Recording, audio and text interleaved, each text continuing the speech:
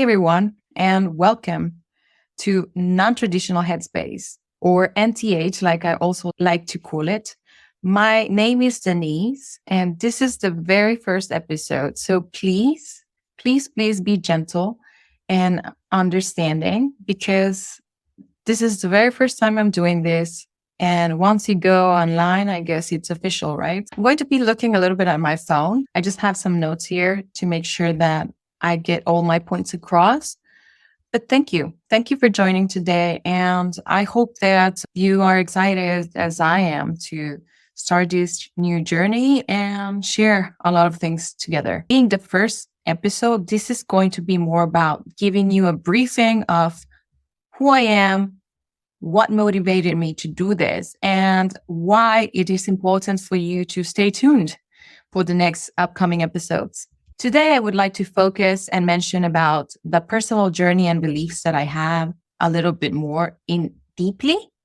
So you're going to be listening to very deep topics, but that doesn't mean we're going to be so serious about it, right? I want to bring a light air to it to open up your minds and open up that channel for you to feel comfortable and share this with me. Now, the motivation for me to start this podcast has to do a lot with this, trying to connect with others, share experiences, and that desire has been haunting me for a while now. And because I'm going through a lot of things personally, I think it has brought a bigger interest in me to do this because I actually realized that a lot of people that I reached out, which are close friends or even family, I pitch out the idea, but they're like, okay, yeah, you should do it. Or maybe we should do it.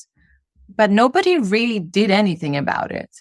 I have these feelings that I want to do it. And I hope that it comes across the right way. I'm so excited about it. I feel like I have a lot to share. And I'm sure there's a lot of people out there that are going to be able to relate because of the age range, because of the situations that I'm going to be mentioning that are similar or ring the bell to so many people out there that might just be afraid of talking about it. And that specific word, fear, I think we have to just take a pause and talk about it a little bit louder, what the word fear brings behind it. Because a lot of us just say, oh, you're afraid of something. It's more related to physical fear about something that can happen to you. You do something like a physical action, the reaction to it, right? Like you might get hurt. But no, there's fear for consequences that have to do with things that will hurt you emotionally and also the mind. It can play tricks with your mind. So there's a lot of things that have to do with this word. You're going to hear it come up more and more. And it doesn't necessarily have to be a wrong thing. I think we should embrace it, talk about it, discuss it. But again, all of this has to do with the motivation behind me doing this. For those of you who are watching, you can see me and you can deduct from just looking at me that I am not quite white. And I am also not quite, colored person. So yeah, where am I from? And what is my background? Now, I am from Latin America, specifically born in Honduras, Central America, which I know is a country that a lot of people don't even know where it is. Okay, I get this a lot. I have had the opportunity to travel a lot because of life circumstances. And I meet other people and they ask, where are you from? And then you answer normally, oh, I'm from Honduras. And they're like, oh, Honduras. Yeah. And they probably don't even know where it is, which is funny. And there's no judgment behind it, not knowing, I don't judge them for that. But it would be nice if they were a little bit more interested. Some people are interested. They start asking more questions. They want to know where it's located. Some others just make the quickest assumption they can. And they say, oh, right, it's right next to Mexico, right? Or it's close to Colombia, right? And no, I'm sorry, it's not, right? It's not. It's right in the center of Central America. Hey, but today's episode, it's not about geography. So I'm not going to just continue talking about that too much. But yes, I'm from Honduras.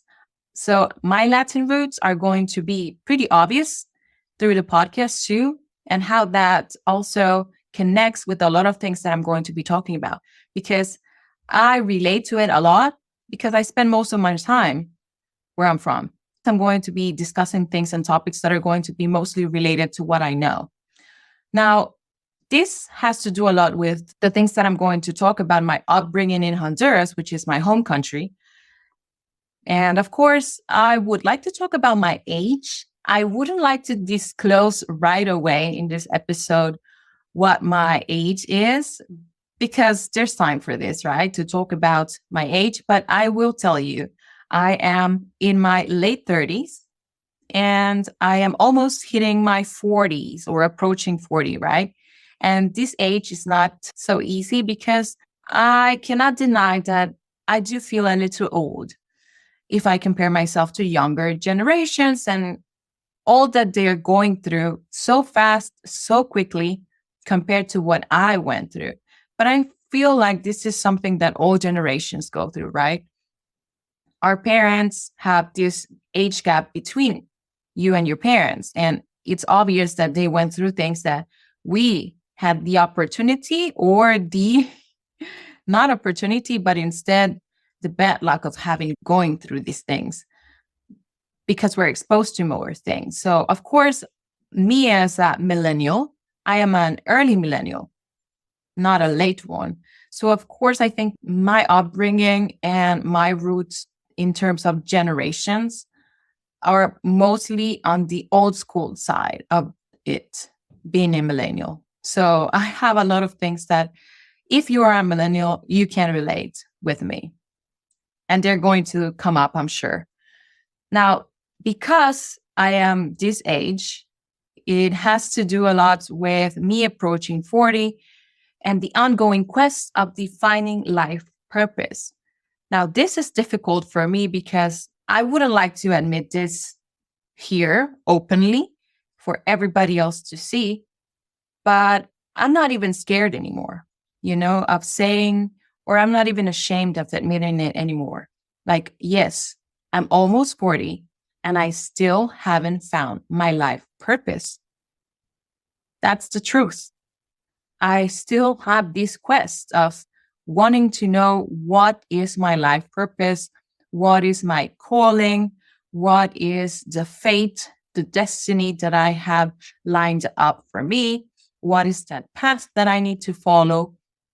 And you know what? I read a lot. And I know that a lot of people who are my age or somewhere in between, like older or younger, or just in my same age, are going through this.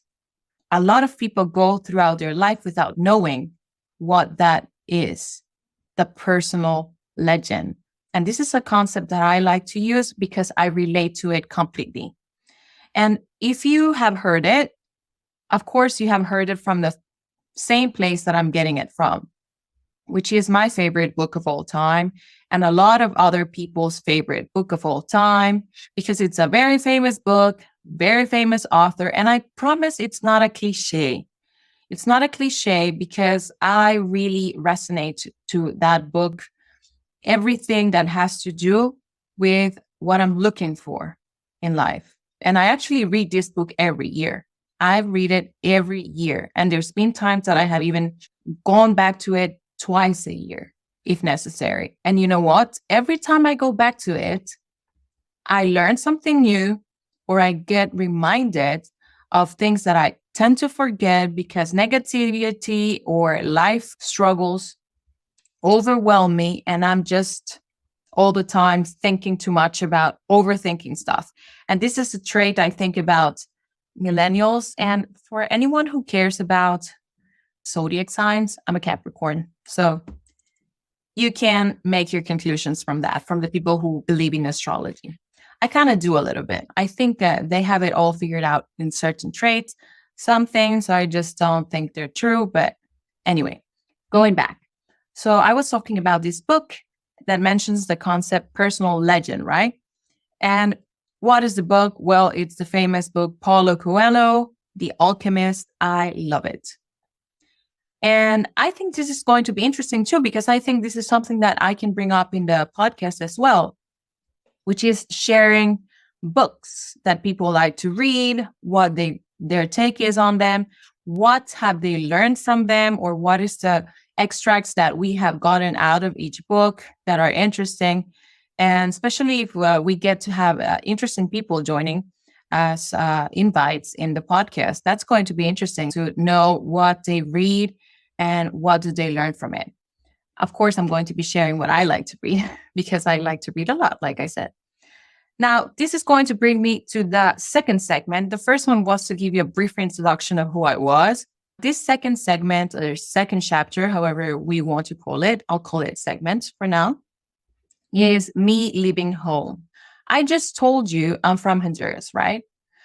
Central America. I was brought up there for almost my entire life. So you would think, oh, but then you haven't seen enough. True, I haven't seen enough, perhaps, but I've seen more than a lot of people from my own country have not seen. So this puts me, I think, in a position which I can share. Because if this helps somebody that is trying to get out and see new things, this might help. So why not? I lived there my entire childhood, which was beautiful. Those were, I can tell you now, the best years of my life, my childhood. I love my childhood. I have been doing a little bit of therapy and coaching, which I think is pretty healthy to do. For those of you who have not considered it, you should. It's okay. It's not cuckoo on the nest, okay, to see someone, by the way. The best memories that I have gone back to when I'm doing this type of therapy or coaching sessions takes me back to the childhood, which means I had a very good childhood. Like I cannot remember of one of the happiest moments in my life that is not related to my childhood. So I was brought up there, lived there my entire childhood, even my teenage years as an adolescent as well. And then I stayed there for up to my mid-20s, which is when I left.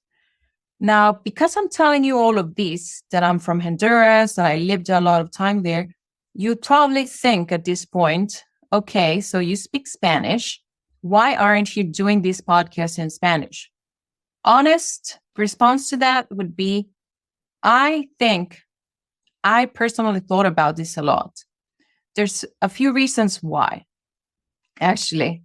Number one, the person who is helping me behind the scenes, so a shout out to her, helping me edit my episodes and my whole layout here. She can only do it in English because she speaks English. She's actually from Asia, which is so awesome that I can connect with people from other places that can help you out with these things. It's just, you start creating connections and that's wonderful. So she couldn't do it in Spanish, of course. So I had to understand that the only way that I could do it for now was in English. I'm not closing the door to ever doing something in Spanish, of course. I love my roots. I have nothing to be ashamed of it. So that's not the point. Okay. If you're going to come against me because I'm not doing it in Spanish, don't even try. I'm really proud of being from where I'm from. So don't even try it. Now, I have to say that another reason why I didn't do it in Spanish is because I thought about it. And I think that the reach that I can have for now also, being that the platforms are very well put up together, the whole broadcasting is also very well put together for English speakers. And I think it's going to make it easier to get the word across for now in English. And I want to really get the word across in many topics. So I will do it in English. And of course, I know a lot of people who are in a similar situation like I am, which is they left their home country, which is somewhere in Latin America, and they had to leave because they needed to or because it was the best move they had to make. And they can share experiences because they speak English. So I'm going to bring this type of people in so we can share what it is. And this is one of the segments that I have. So hold on. And I'm going to go a little bit more profound into that. Again, I told you that I'm from Honduras, but I left at some point. I left in my mid-20s. I'm an adult now at this point. But you know what? I was like a late adult in many things. Like if you ask like a 25-year-old now, in this time, they have gone through so many things compared to what I had done back then in terms of experiencing relationships, experiencing leaving the household. They're more independent, which I like about the new generations. They're a little bit more independent and they just don't care about a lot of things. And that gives them this empowerment of just not being afraid of doing things because they don't feel like they need to respect so many things that are put into us because you have to follow the rules and because society dictates that this is how you have to do things. Otherwise, you're not going to succeed in life. I was afraid of judgment when I was younger. And I think that marked a lot of the things I did or a lot of the things I did not do before I was older. And I'll share with you this, of course, later, but it has to do with relationships, for instance. Like I didn't experience a lot of things until I was later on, older, like in my 30s mostly. This brings a lot of highlights when it comes to challenges and sacrifices that I had to make when I decided to leave, because I don't think that anyone really wants to leave their home country, if you know what I'm saying. Like, I don't feel like there's people who just say, oh, yeah, I want to leave because I hate this country. And it gets a lot to take somebody to say that. There's probably people that do say these things, but if you dig a little bit, why are they coming so harsh or so strong with these comments? It's because something happened. And we need to like dig in deeper to understand why would they say something like that. In my case, I left because of personal reasons, but mostly had to do with career purposes. So I landed in a company that is a multinational. It's in the Forbes list. It's in more than 126 countries. I said, this is the opportunity that I've been waiting for, to get out, to experience new things. That's why I studied this career, international commerce, because I want to go out. I want to meet people. Like I even wrote it down. So I know that happened because I manifested it. And I got that chance to move. And I am so surprised, if I look back now, how it really perfectly matched in timing, because I had been going through a lot before that opportunity. Like the 2 years prior to me leaving, I was in a roller coaster of emotions. I had gone through the lowest, and I'm really serious when I say this, the lowest point in my life. And I'm going to share this with you later on for sure. And I had the opportunity to disconnect by leaving. But like I said, this brought challenges, and this also meant a sacrifice for me, right? Imagine I was living in my mid-20s, which means that's all I knew for 20 plus years.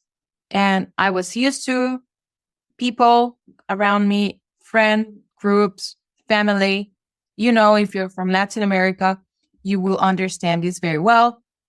Family is very close in Latin America. Your ties to your family are strong.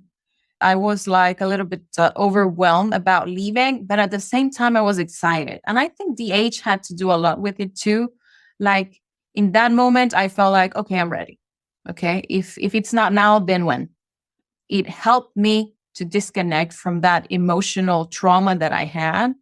but it also helped me grow in my career, which I'm very thankful for. The company, I thank them for the opportunities they opened because they did. And I was able to make my welfare of traveling because of the job positions that I got with them and the movement. So after I moved that from Honduras, then it's silly if you ask me where, but I moved to the country next to Honduras. And you would say, okay, then that's not a big deal.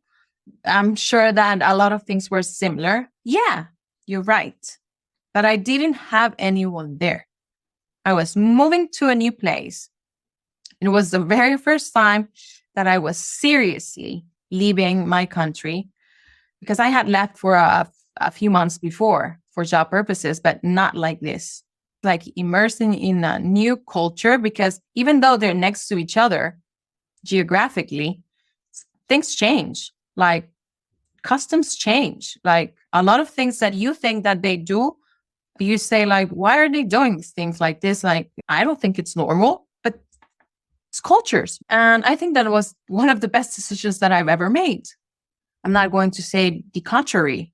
And again, I thank the company that allowed me to do this, but this is one of the reasons why I wanted to share this with you because these difficulties that I went through, leaving my comfort zone, and of course, the fear of judgment that I had in those moments of what will people think of me by leaving? Are they going to talk to me ever again? Like I'm going to lose my relationships. And yeah, when you're old, you're going to understand that it's meant to be that way, right? People move on in general. And we have to understand this. Like we don't like to understand this, but it is life. Some people have a hard time of letting go. That is another thing. So I left my home country and I told you that I had the opportunity with this company, which I am now going through a situation that's back and forth, back and forth. I think that I have so many things to share from the corporate aspect of things that what I have gone through in the corporate world, that is one of the reasons why I did this podcast too. I want to relate to people who want to be open about their experiences in this multinational monsters, corporate world, companies that keep so many things under the rug. And so many people are afraid to speak out because it, of course, brings a lot of baggage with it if you open yourself to talk and have these discussions without having consequences, which we know most likely there will be. Problem is, I'm not afraid of it anymore at this point. If you're willing to talk about it, then you send me a message and we can have very nice discussions about it. Now, why am I saying all of these? Because right now I'm going through something very interesting, which is that fear of judgment.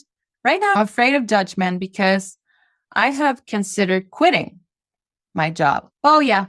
That job that a lot of people who know me might say, oh, but you have a very good job. Why would you want to quit?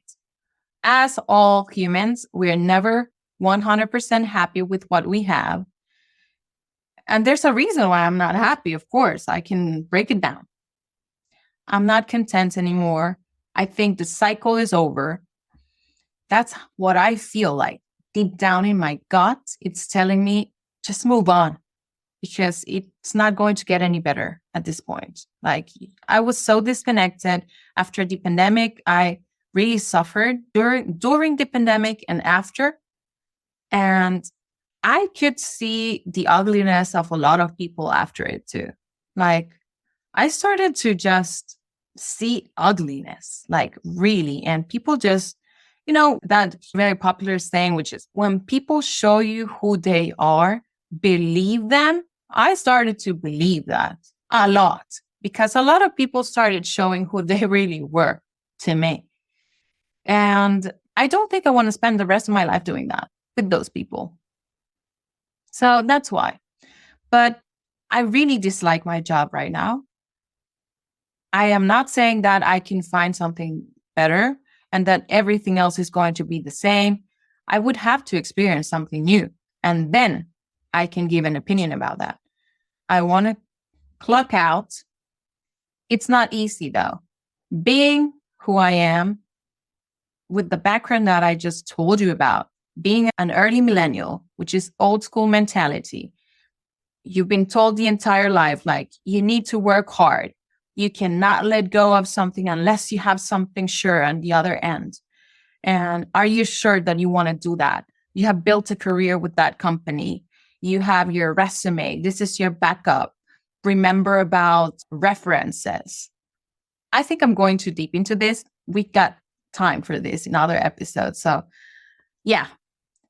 Chapter 3, the corrupted home country. So yeah, I told you I'm from Honduras. And in simple words, and not with the intention to hurt anyone, yes, Honduras is a damn corrupt country. And it hurts to be saying this, but it's the truth. And sometimes, as we know, the truth hurts. It is a damn corrupted country. Talking about Honduras being this way and how I had to leave for good reasons, I don't feel like I want to go there now, if you ask me. I had somebody ask me this during the weekend. Do you ever consider going back now? And I would say, honestly, now that you're asking, I would totally say no. I have really nothing to go back to in particular, other than my family and a few friends, of course. But then other than that, like just thinking about leaving there and trying to make a life there with all the struggles that I know that come with that, no. It's just effed up. And yet, this is not that clean of a podcast. I'm going to be cursing a lot later on, probably. But today, because it's the first episode, I'm trying to keep it light. There's a disillusionment when I'm talking about Honduras lately, because it's my home country, but due to corruption, it's just rotten. And they're so far behind in many things at this point because of people who have made sure that it is that way. And it's so sad. But this, when it comes to personal relationship with that feeling of not wanting to go back to the home country where I grew up, has to do a lot because I had entrepreneurial intentions at some point. Before I left, even when I was abroad, I tried to build something there, like a business, and they killed it. You know, there were so many barriers. There were so many brick walls on the way. And this is not even bureaucracy. I'm talking about corruption. You know, you have to pay someone, you have to owe favors to someone, you have to have someone help you because they have a connection, but not the good type of connection, like corrupt connection with something or someone, you know, under the table. And no, the hell, no, I was not going to do it. So I said, you know what? F it, I'm out. I even created names for societies that I wanted to create there. I think I have still one that is open because I wish I could do something one day. I still have not closed the door completely to that idea, but for now, it's locked. Okay, it's done. So there's a disillusionment with that, but the intention also for this podcast to exist is to be a platform to voice these experiences and opinions regarding situations like countries like Honduras or Latin America or any other country in the world where people are going through this, because this happens everywhere to different levels. You know, corruption is everywhere. Men are greedy and selfish. And that is the root of everything that is wrong with humanity, selfishness of human beings. So I wanted to use this platform to talk about it more. I know a lot of people are doing this. There's people who are doing a great job at putting a voice to these situations. If this helps in any way, I'm there for it. Okay. So Because I do feel like emphasizing the importance of addressing these issues will bring up people sharing their perspectives and how they have been able to face adversity and find solutions to it jointly. I don't know. I just feel that it's going to be interesting to listen to people who can, again, relate after all. Chapter 4, cultural shock. Cultural shock with what? You already said you moved, okay. But yeah, I moved next to Honduras. And after that, I moved to another country. And after that, I moved to another country. So where am I now? I'm in France, Europe at this moment. So I want to share a little bit about that too in this podcast. I want to share about what that cultural shock of moving abroad, and specifically when you're moving to the other side of the world, which is completely different. I have encountered a lot of cultural shock with this movement this time around, and it has not been easy at all. Like, I have to admit, remember I told you that lowest point in my life? This is very close to where it was back then. So I think that should say a lot about how hard it has been for me. You know, I want to talk about addressing the feelings that I've had about racial and cultural discrimination while acknowledging the hesitance that I have, because I do not want to put a like blank label on it about using these factors as excuses, which is something that I also have discussed with certain people. And they say, oh, I think you're playing the victim. That's what they say. I think you're using that to play the victim a little bit, or I think you're misinterpreting certain things, that you're probably just because there's so many movement these days and it's so common that people play the race card or discrimination card. No, not the case. Because anyone who knows me too knows that I try to avoid portraying myself as a victim. I'm not that type of person, honestly. I actually come across as a very tough person with a tough personality. This is very vulnerable for me to be saying too, because a lot of people who know me wouldn't think that I have these struggles and these difficulties. But I do, I've had. And the honest thing to say is that it hasn't been easy adapting to this particular place that I'm talking about. And nothing to go against a country in particular or their people, but I think it would be interesting just to hear other people's experiences because, yeah, I'm in France and a lot of people say, oh, France, yeah. The love language country, blah, blah, blah, macaroons, crepes, which they don't really relate them as being quite French, and the Eiffel Tower, and it's all about Paris. When you talk about France outside, I have to break it through and say, no, it has not been that beautiful experience for me. It's actually been quite hard. It's just hard because I'm adapting to a new environment and it's not easy. Like a lot of things that have gone down just tell me a lot about people in general, that confirm a lot of things that I thought about humans. But honestly, I think we can talk about this more. Like, I want to hear it from others, moving abroad, having a difficulty to adapt somewhere. I'm all in for that too. I would love to hear it. Now, chapter 5, the quest for purpose continues. And yes, it does. And it will continue because, like I told you at the beginning, that purpose, I still haven't found it. I want to, though, because I have this strong desire to find meaningful work when it comes to doing a job. I think not everybody aspires to have independent, entrepreneurial success. Some people just want a job. I don't even know what I want. If I want to do something solo, I think I do, but I'm not quite sure because I also have that fear about what is the best thing to do because it's very safe to have a job that pays you regularly. a regular income. But if something goes wrong, it goes wrong. It goes really south if you lose your job, right? So these are the things that we need to discuss a little bit, I think, more. But I want to talk about this and the outgoing and ongoing struggle to discover that true calling or personal legend, like I told you, I like to call it. And the apprehensions that I have about, for example, not excelling at something in particular. I wish I could have it all clear out like so many people do.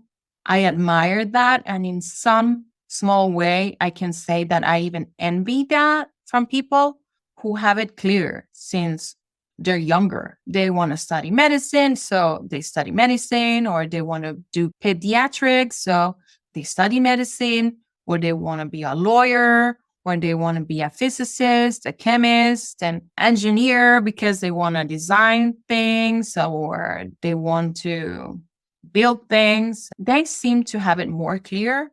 I wish I could be so clear in my mind to know, oh, this is what I want to do for the rest of my life and just have fun doing it. Unfortunately, I cannot say that for now. So I wish I could find that thing that I can identify to be what will bring me that satisfaction and fulfillment, which is something I think all humans look for, right? When you're satisfied and fulfilled in life. Of course, I also want to tie that up with making a positive impact and just leaving a meaningful legacy behind, which those are big words, right? And I know that there's this talk about, well, you can do something good just by being a good person. Yes, I agree 100%. But there's so many other things that we aspire for as each person. And I want to know about what motivates other people. What is that thing that other people consider could be something that they are doing that brings an impact or a meaningful legacy? And this brings me to the next chapter, open conversations.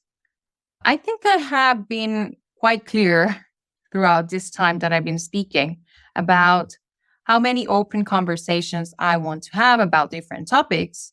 So yeah, I want to talk about everything, a little bit of everything, social issues, politics, everyday struggles, the prevalence, for instance, of pretentious behavior in social media, and why it is important to keep authentic.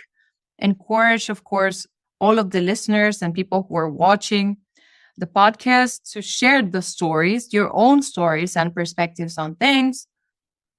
And with this, talk about things like life choices, commitment. I told you I was hitting my 40s, and there's a lot of topics that can be attached to that. For example, when I say life choices, like what about having children? I'm hitting my 40s. I know I'm late at this point, and I have this social pressure too of many people around me who keep asking, like, when are you having a baby?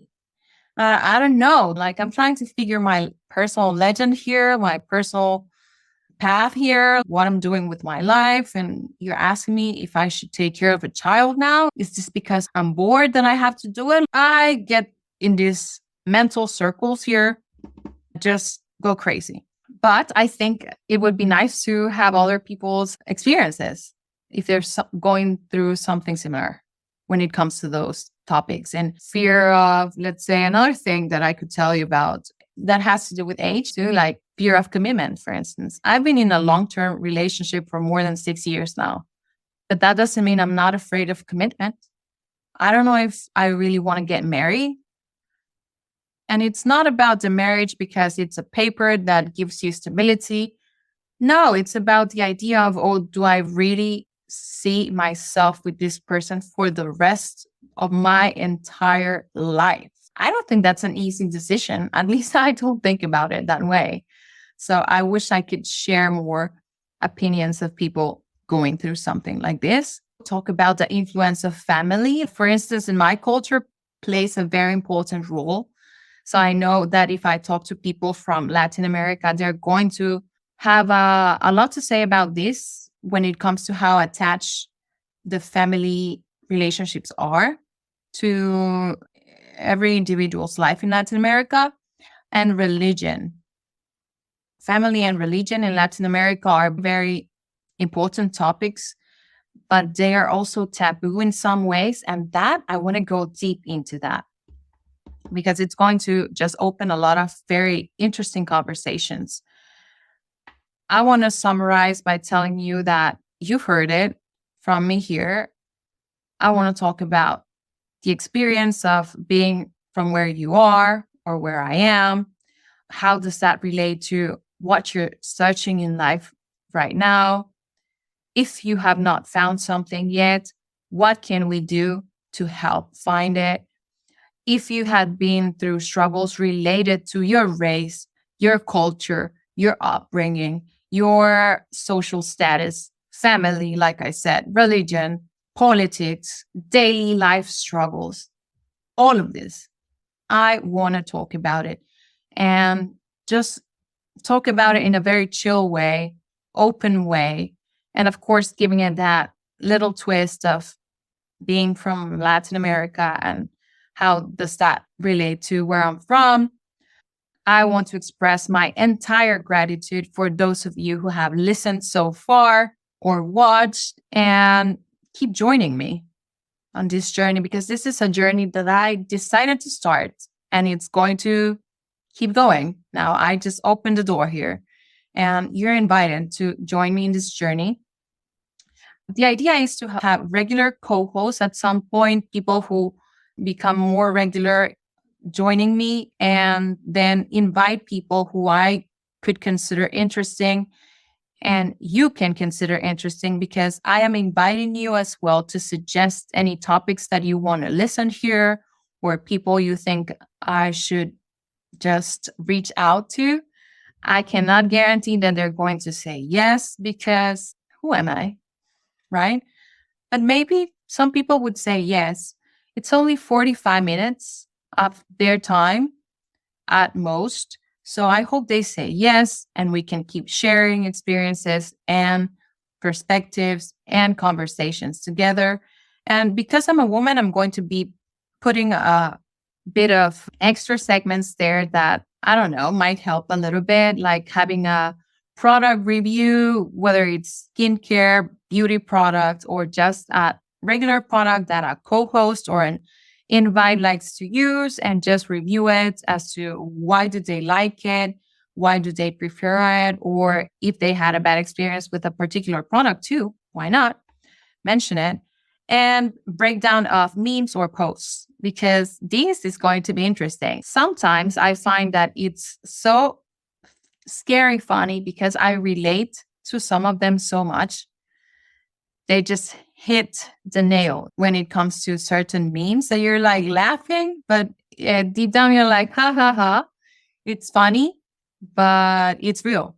Like I'm really going through this, or I've been there, or I understand what this is talking about. So just put like a short segment on that so we can have fun discussing and breaking them down.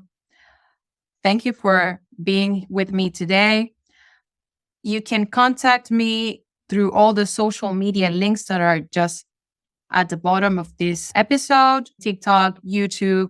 We also have Instagram account, Facebook page, and of course, the platforms for the podcast, which is Spotify, Apple Podcasts. So thank you again. And I invite you to stay tuned and I'll see you next time.